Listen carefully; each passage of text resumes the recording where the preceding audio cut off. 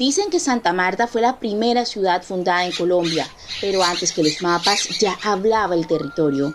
Hoy, 500 años después, celebramos su historia escuchando sus voces, sus paisajes, su memoria, porque la perla del Caribe no solo se habita, se escucha.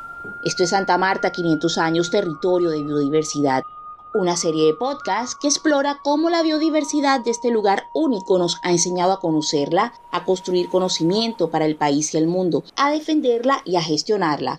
Acompáñanos en este recorrido por su historia, su riqueza natural y su futuro. Bienvenidos y bienvenidas a un nuevo capítulo de este podcast que celebra la biodiversidad de un territorio de 500 años de antigüedad. Santa Marta es diversa no solo por su vida, sino también por la cultura que alberga y con ello palabras que han construido un territorio hermoso como este. Hoy estamos desde la Universidad del Magdalena en este capítulo que nos lleva a hablar sobre esas narrativas de la biodiversidad.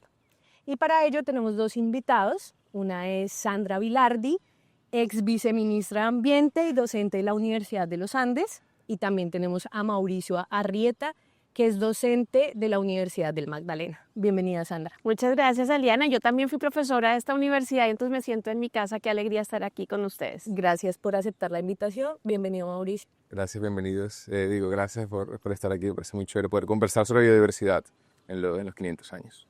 Claro, siempre que hablamos como de narrativas, hablamos de Santa Marta, hablamos de cultura, pero nos queda por fuera algo que es supremamente importante y que precisamente por eso estamos celebrando la biodiversidad de Santa Marta, es la naturaleza. Y, por ejemplo, ahora que estamos celebrando los 30 años de La Tierra del Olvido, que es una canción icónica para este territorio caribeño, pues pensamos en cómo esa canción nos lleva a pensar en la diversidad de nuestro país, en los colores, en las formas, en eso que nos hace ser colombianos, pero que seguramente pues Carlos Vives estaba pensando en Santa Marta. Entonces, Sandra, cuéntanos un poco de qué se trata eso de las narrativas de la biodiversidad, cómo Santa Marta históricamente ha estado hablando sobre biodiversidad. Pues fíjate, Liana, que es muy importante cuando nosotros como sociedad hacemos referentes de algo, creamos como un imaginario y una identidad sobre algo. Entonces, los imaginarios y la identidad que los colombianos tenemos sobre Santa Marta está construido sobre varios hitos, unos culturales, como tú bien lo has dicho, o sea, Santa Marta y la quinta de San Pedro Alejandrino, donde falleció el Libertador, ¿no? Ahí hay un mensaje muy institucional, muy libertario, muy de esa historia del país, del origen de nuestra nación. Pero también hay otros elementos identitarios más modernos que han estado rondando alrededor de la biodiversidad. Antes de la Tierra del Olvido, cuando la gente de afuera decía, pues, hablaban sobre Santa Marta, siempre venía una canción. Santa Marta tiene tren, Santa Marta tiene tren, pero no tiene tranvía. Te la recuerdan en todo lado, en Latinoamérica, en España. Entonces había una sensación de esa nostalgia, de esa Santa Marta, como en el olvido del tren sin tranvía, pero con el mar. Entonces ahí había otra formación de la narrativa de ese objeto Santa Marta.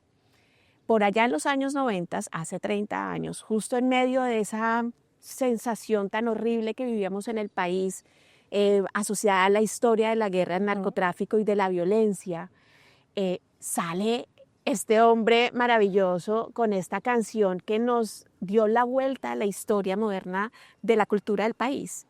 Cuando Carlos Vives sale cantando sobre las rocas del Parque Tayrona, levantando la mano y cantándole a su tierra del olvido, lo que hizo fue mandar un mensaje muy profundo hacia el resto del país y especialmente a los jóvenes del país, decir, este es nuestro país, y también somos esto y es hermoso en medio de la guerra, pero es que además nos muestra a los hermanos mayores, nos muestra a los indígenas arhuacos, nos los muestra de una manera diferente.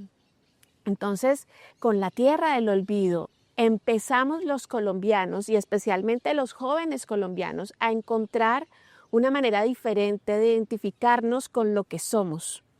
Y Santa Marta se vuelve un referente aspiracional de buscar nuestras raíces. Y entonces seguramente, y si pudiéramos tener las estadísticas de visita al Parque Tayrona, las visitas al Parque Tayrona se disparan y se vuelven un elemento aspiracional de la cultura colombiana por el video de la tierra del olvido, especialmente ahí se detona, pero pues luego porque ya el voz a voz y la experiencia se puede, pues digamos, se comparte. Entonces, hay elementos muy poderosos y para los colombianos hoy en día y durante digamos, desde los años 90 para acá, el paisaje, ese escenario de la majestuosidad de la sierra uniéndose con el mar, de los picos nevados, de los indígenas haciendo parte de un territorio ancestral bello con paz, pues se nos vuelve, se nos mete y se nos clava en el corazón. Entonces yo creo que ahí hay otro elemento. Últimamente tenemos otros. Últimamente hemos tenido procesos también asociados a la identidad, asociados a los conflictos ambientales, ¿no? Hemos tenido momentos de pico para defender el Tayrona y tal vez el Tayrona ha sido el parque que más movilización social ha generado en el país para su defensa. Digamos, por un puerto de carbón, por unos hoteles, pero también la contaminación. Entonces, Santa Marta también hace parte de las fichas del activismo ambiental del país. Entonces, la naturaleza ha tenido varias de esas representaciones en la cultura general del país. La biodiversidad de Santa Marta y la defensa de la biodiversidad de Santa Marta se han metido en la cabeza y en el corazón de los colombianos de múltiples maneras. Sandra, me haces pensar en algo y es que yo no sé si los samarios son conscientes de cómo nosotros los leemos desde afuera. Y digo nosotros pues porque obviamente yo vengo del interior del país y digo como creo que el sueño de cualquier colombiano cuando piensa en conocer el mar ha sido Santa Marta. O sea, queremos conocer el mar y pensamos en Santa Marta. Además porque tiene dos iconos que también hacen parte de la narrativa de Santa Marta, que son el Parque Tayrona y por el otro lado la Sierra Nevada de Santa Marta. Pero antes de hablar de esos íconos, yo quiero preguntarle al profe Mauricio cómo se hace desde la docencia, desde una universidad como la Universidad de Magdalena, que como pueden ver todos los que están viendo este podcast, pues tiene una naturaleza, o sea, es decir, la biodiversidad hace parte de la universidad acá. Ustedes están viviendo, o sea, están estudiando en medio de la naturaleza, eso me parece fantástico. ¿Cómo se hace desde la docencia, específicamente, por ejemplo, desde una carrera como cine, para que los chicos sean conscientes de la biodiversidad que los rodea y comiencen a narrar no solo la cultura, no solo la música, sino también la biodiversidad? ¿Cómo se hace? Buenísimo, yo quiero empezar como mencionando que yo soy samario y desde que tengo uso de razón, para mí siempre ha sido como lo normal de que todo el país quiere conocer el Parque Tayrona y si es posible la Sierra Nevada, porque el Parque Tayrona es como innegociable. Voy al Parque Tayrona y veo que otra cosa visito, pero eso sí que sí no puede faltar. Y también internacionalmente, he conocido muchas personas, franceses, en fin, de todas partes del mundo, está en el mapa y quieren venir a verlo. Y confieso que hasta ahora veo esa conexión del impacto que tuvo ese video. Claro que para mí el video es normal, el impacto de esto es normal, pero es que el video ayudó a potenciar, a posicionar eso. Qué interesante porque como samario no había visto esa relación, sino que siempre ha sido así. Así que qué chévere ver ese impacto y también justifica eso, la necesidad de seguir generando nuevos audiovisuales en esa línea. La semana pasada, pues obviamente todo este mes ha habido muchos eventos en conmemoración a los 500 años y hay un nuevo himno que se elaboró entre el programa de cine audiovisuales, la Universidad de Magdalena, como un regalo a la ciudad. Y yo tengo que decir que cada vez que veo ese video de ese himno, se me eriza la piel, me pongo emocional, hasta lloro un poco. De pronto en los eventos también lo alcanzarán a mostrar porque es muy lindo. O sea, es como todo el bagaje de realizadores. De hecho, inclusive la decana dice que es como los filmmakers, porque de veras que el nivel que logran transmitir son los escenarios de siempre, pero mostrado de una manera mucho más elaborada y es, oye, esto puede generar un tipo de vinculación muy fuerte, que es algo que adolece mucho. O sea, como que un problema de la ciudad de Santa Marta es como esa falta de reconocimiento de la biodiversidad. Desde el interior a veces hay mucho mayor conocimiento y aprecio y ese deseo de proteger lo que pasa en la sierra, lo que pasa en el Parque Tayrona que estaba mencionando ahora Sandra. Y hay como un desconocimiento a veces de ni siquiera querer visitarlo. Así que generar estos audiovisuales o estas narrativas o estas músicas como ese pegamento que acerca a las personas a ese lugar, porque es increíble que ocurra a escala en todo el país e internacionalmente. ¿Y qué hacemos para conectar más a los samarios con esta riqueza que tienen acá? Hace poco me decían un amigo que un paisa le dijo, ustedes los samarios sí están pero quedados. dennos a los paisas Santa Marta y ya van a ver ustedes lo que vamos a hacer con Santa Marta. Va a ser una cosa fuera de este mundo. Entonces desde la universidad nos interesa mucho como sacudir un poco a los estudiantes, sacudir y conectar más también a los docentes y generar nuevas narrativas que inclusive creo que hay un paso previo a ese reconocimiento de la biodiversidad y es como de reconocimiento propio, ¿no? O sea, que cada individuo se reconozca como, oye, yo soy un ser, tengo agencia, no solamente estoy como reaccionando a lo que ocurre, sino podemos conectarnos y tomar decisiones de qué queremos crear, de narrativas, de lo que sea, pero también de muchos otros procesos. Hay un tema clave ahí que está pausado. En lo que se ha creado hay muchos proyectos. Uno de esos fue uno que hicimos justo con la profesora Sandra, que fue muy bonito porque conocimos el concepto de la ecorregión, cómo toda la ecorregión estaba interconectada. Es la Sierra Nevada, es el Mar Caribe, pero también es el río Magdalena y también es la Ciénaga. Y si le pasa algo malo a uno de esos elementos, todo está interconectado, es interdependiente y cualquier cosa que pasa aquí o afecta a un lado termina repercutiendo en la ciudad. Y el de la ciudad no lo sabe y tiene que saberlo porque si no va a ser demasiado tarde. Entonces una historia que hicimos fruto de esos diálogos de la Ciénaga, que el nombre me parece hasta poético, era un superhéroe raro, era Supermangle. Y era superhéroe, pero era súper débil porque el mangle, lo conocimos fue en ese proceso, es tremendamente delicado. Es muy fuerte la madera, pero si le cambian un poquitico la salinidad del agua, se muere. Si le baja, se muere, si está muy dulce también. Entonces esa fragilidad es bien interesante, eres muy fuerte, pero tienes mucha fragilidad. También recientemente hay una nueva película que es el primer largometraje de un egresado del programa de cine que se llama La Estrategia del Mero. Y todo ocurre en el Ancón, mostrando como la relación de los pescadores con el agua. Hay otros temas ahí también de trasfondo, pero sobre todo ese escenario que se potencia. Y creo que eso es valioso. O sea, el primer largometraje de un egresado de cine, creo que eso da cuenta del tipo de miradas que se quieren realizar y el impacto de la proyección internacional que puede tener esos nuevos escenarios. Mira, hablábamos ahorita de mencionar esos dos como ecosistemas icónicos de la ciudad de Santa Marta, pero antes de eso quisiera mencionar esos no icónicos que hacen parte de esa tierra del olvido, o sea, que están olvidados, porque tú me hiciste pensar en eso. Uno siempre piensa en un mar que hermoso, pero hoy estamos viviendo una crisis del mar de Santa Marta. Y entonces me hace pensar que las narrativas actuales sobre el mar de Santa Marta, y se los digo como foránea, es como, no vayamos a Santa Marta, porque nos vamos a enfermar, porque nos vamos... Como, primero, hablemos de eso, cómo se está viendo, cómo lo ven ustedes y cómo podríamos usar esas narrativas, como voltearlas un poco para decir, pues claro, hay un problema, hay que exigirle al gobierno, a las políticas, al alcalde, al gobernador, pero también, ¿por qué no tenerle miedo a Santa Marta? Porque es que si le tenemos miedo a Santa Marta, el turismo, que es una gran parte de Santa Marta, pues va a caer. Y el otro gran olvidado de Santa Marta, Sandra, que es el ecosistema bosque seco tropical.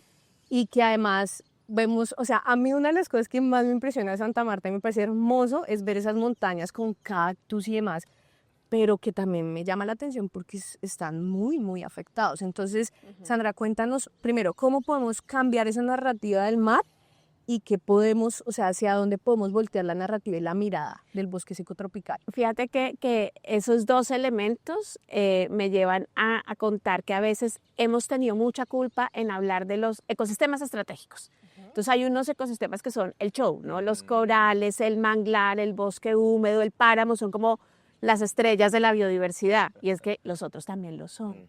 O sea, que haya bosque seco, que estemos al lado de una bonga, de un trupillo, es porque estas especies lograron evolucionar y adaptarse a las condiciones de temperatura y de lluvias que hay aquí, y por lo tanto son súper exitosos, son el superbosque.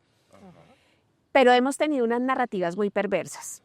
Entonces, exaltar a unos ecosistemas y poniendo en segundo lugar a los otros ha sido un error mediático desde la ciencia y desde las instituciones ambientales, que tenemos que revisar porque la sociedad responde a eso. Entonces, ¿qué es el bosque seco para la gente? Monte, y es el monte para tumbar, y es el monte para tumbar para hacer potrero para el ganado, o es el monte para tumbar para poder ampliar la frontera inmobiliaria. Santa Marta es la ciudad con la mejor cobertura de bosque seco urbano del país. El bosque seco, de las zonas de mejor bosque seco conservado en el país, las tenemos en esta parte del país. Y esta universidad, con varios de sus grupos de investigación y sus profesores, han hecho una tarea maravillosa por poder generar conocimiento al respecto. Ha sido insuficiente en la medida que todavía nos ha costado mucho incorporarla en los planes de ordenamiento territorial y demás, pero sin duda, comparativamente con el país, pues ese es el encanto de Santa Marta. Los cerros de Santa Marta están llenos de un bosque seco que sí tiene unos grados de alteración, unos más que otros, pero sigue siendo el bosque urbano de bosque seco más importante del país. Entonces ahí tenemos que cambiar la narrativa. Y sobre la narrativa del mar, sin duda alguna, fíjate que yo llegué a esta universidad por allá en el año 2004 y llegamos con un proyecto precisamente para hablar de mecanismos para hacerle monitoreo a la contaminación de la bahía. Hicimos un ejercicio que es uno de los artículos que siempre citan los periodistas porque hicimos un modelo estadístico juicioso con metodología de análisis para ver las trayectorias de la contaminación y efectivamente sí hay contaminación en algunos momentos del año, en algunos lugares no es una contaminación generalizada. Entonces, entonces el problema era no digan nada porque el turismo se afecta. Hace una semana me invitaron a una entrevista de radio también. Entonces decían, no, nosotros tenemos que pasar de la estrategia del avestruz de esconder la cabeza y olvidarnos de que el problema, a sacar la cabeza, a enfrentarlo con responsabilidad y a construir las nuevas narrativas. Sí, tenemos esta ciudad se le casi triplicó la población en menos de una década a comienzos de los años 2000 por problema masivo de movilización por el conflicto armado. Y la infraestructura se quedó corta, entonces pues sí tenemos fallos de la infraestructura. ¿Que es necesario corregirlos? Claro que sí.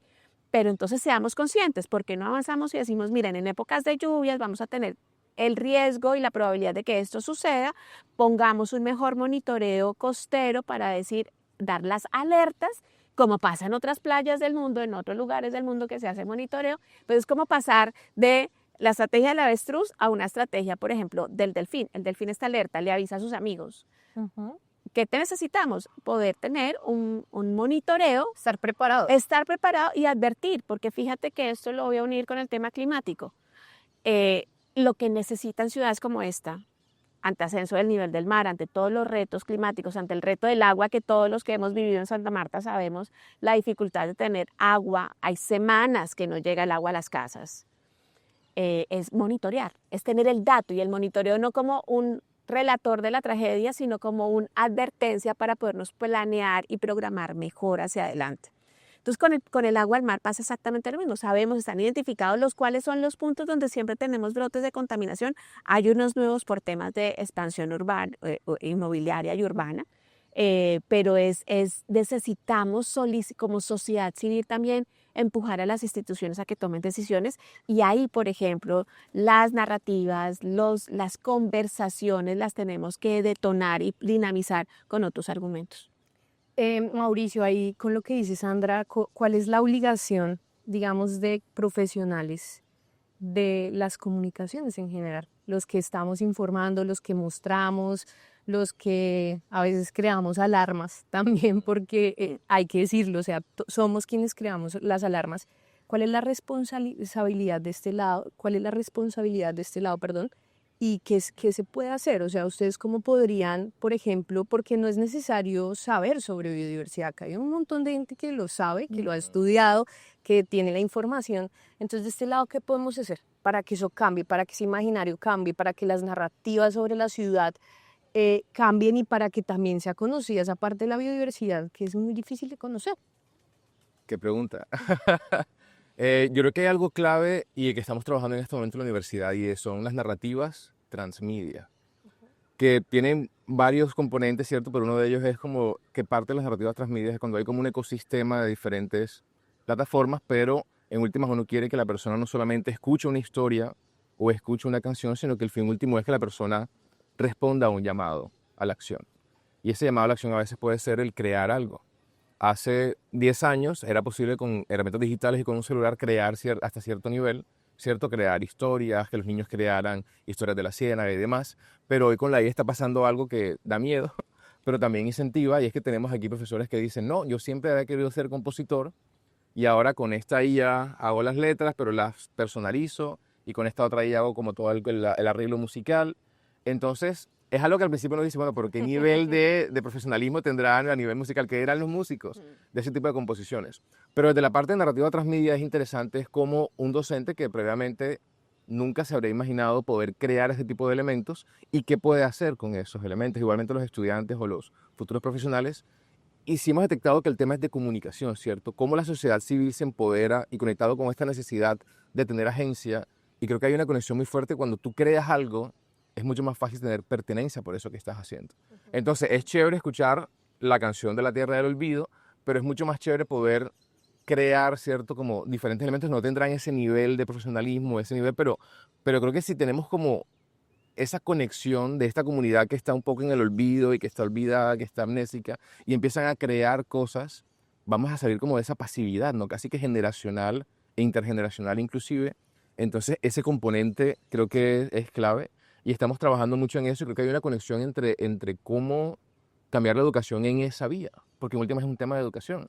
Esta sociedad que está en este paraíso y que los paisas lo quieren porque ya tienen claro todo lo que harían con él, es cómo terminamos como de educar a esta comunidad para que sea más activa, más reflexiva, que sienta mayor pertenencia y una estrategia narrativa transmedia que si no sale de un espacio con la Universidad del Magdalena, yo no tengo claro desde dónde puede ser. Creo que los gobiernos tienen como una limitación, también porque están en temas estructurales ya muy fuertes, pero si logramos esa conexión, porque a veces hasta hay desconexión, entre qué pasa entre una aula y la otra, entre qué pasa entre un profesor y el otro, entre un programa y el otro, y a veces en los papeles aguantan de todo, hay transdisciplinariedad, hay contexto con el territorio, transformación de, pero en la hora de la realidad, cuando vamos a ver cómo conectamos a dos profes, el profe dice, no, yo estoy en lo mío, no tengo tiempo y se acaba. Así que creo que el primer paso es conectar a profes que sean mucho más creadores reflexivos. Y si ellos son creadores reflexivos y saben colaborar, luego sus estudiantes van a también hacer eso, porque en este momento podemos hacer un estudio estadístico y creo que el porcentaje de la tendencia es baja y creo que esos profesionales pueden cambiar los diferentes escenarios más adelante. Yo personalmente soy como convencido de eso y le apuesto mucho a eso, a cambiar la mentalidad de las personas que están en la universidad para que luego el impacto que tengan sea mucho más fuerte. Fíjate que a nosotros nos ha pasado como organización algo y es que yo insisto muchísimo a mi jefe en decirle como lo importante que es introducir a los jóvenes en este tema, ¿no? O sea, el tema ambiental, comunicar el tema ambiental es muy difícil, ¿no? Tiene muchas aristas y pues nosotros como comunicadores estamos ahí como un poco para traducir eso y para mostrarlo de una forma más fácil. Y me llama la atención algo que dice sobre como la comunicación transmedia, porque creo que eso nos ha permitido a nosotros llegarle a públicos que les queremos llegar, ¿no? Entonces, por ejemplo, las redes sociales y sus videos de 1 minuto, que antes era una locura porque los científicos decían como, pero ¿cómo voy a traducir en 1 minuto lo que necesito decir? Amigos, nos tenemos que adaptar a ello, o sea, claro. La gente está entendiendo en 1 minuto. ¿Quieres trascender o no quieres trascender? Exacto. Y ahí viene la pregunta, Sandra, de cómo desde la ciencia entonces te la volteo a ti, porque acá están diciendo, bueno, esta es mi responsabilidad, esto es lo que podríamos hacer desde la ciencia, cómo incorporarnos y cómo hacer alianza ahí para poder mostrar, en este caso, a Santa Marta y a su biodiversidad de una forma más contundente. Yo creo que tenemos que reconocer que estamos como en ese cruce de aguas, ¿no? Como que se nos están rompiendo muchos paradigmas en esta última década. Y una es esa de la ciencia, de los papers, de los profesores con los N.000 puntos, de las, ¿sabes? De la ciencia muy encumbrada, con unos impactos muy concretos en algunos lugares que no han logrado, por ejemplo, frenar el deterioro de la biodiversidad. No todos los científicos deberían ser comunicadores porque eso es una cuestión vocacional. Tú tienes habilidades o no tienes habilidades, puedes desarrollar unas más que otras. Pero lo que sí necesitamos son mediadores, porque además no todos los comunicadores se vuelven unos comunicadores ambientales también. Ahí tenemos una brecha. La comunicación ambiental en el país ha sido aburrida, ñoña, o sea, lo han intentado, pero tampoco la comunicación ha logrado frenar la pérdida de biodiversidad del país. Sí se han movido temas, sin duda alguna, pero ahí tenemos un problema. Entonces, en esa interfase entre la ciencia y la comunicación necesitamos mejorar las conexiones, las capacidades, los mecanismos, las habilidades para que esto pueda tener una magnitud y un impacto mayor al que estamos necesitando, porque a veces nos quedamos, como tú decías hace un rato, solamente como en la urgencia, en la mala noticia.